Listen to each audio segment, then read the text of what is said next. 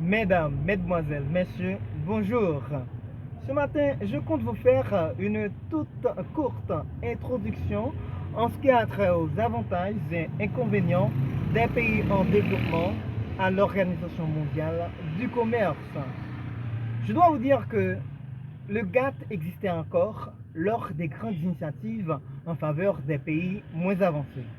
L'accord général sur les tarifs douaniers et le commerce GATT avait aussi pour objectif de conférer des droits aux pays en développement, de protéger leur marché contre les importations, afin de favoriser la création ou le maintien d'une branche de production particulière.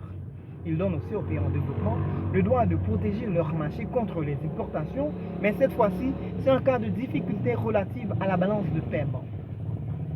La partie 4 du GATT contient des dispositions énonçant le principe de la non-réciprocité du traitement préférentiel accordé aux pays en développement. C'est quoi?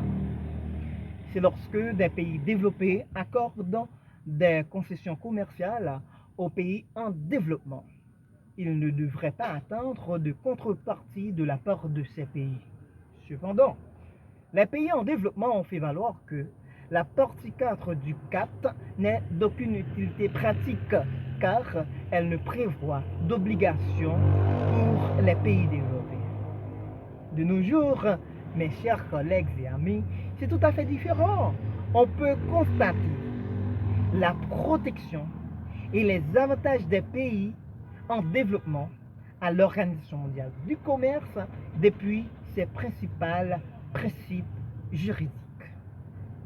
Voyons d'abord l'accord instituant l'OMC.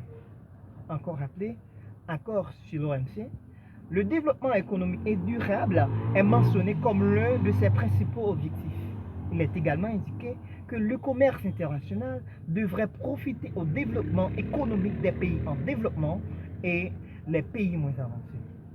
Mesdames, Messieurs, on ne saurait continuer sans parler du cycle de Doha, qui est le tout dernier cycle de négociation entre les membres de l'OMC, qui vise à réformer en profondeur le système commercial international par la réduction des obstacles au commerce et des règles commerciales révisées. Ce cycle a été lancé officiellement à la 4e conférence ministérielle tenue à Doha, Qatar, en novembre 2001. La déclaration ministérielle de Doha se porte notamment sur l'agriculture, les services, la propriété intellectuelle. Mesdames, Messieurs, nous sommes maintenant à la fin de notre vidéo pour cette courte introduction. À la prochaine pour la suite de notre sujet.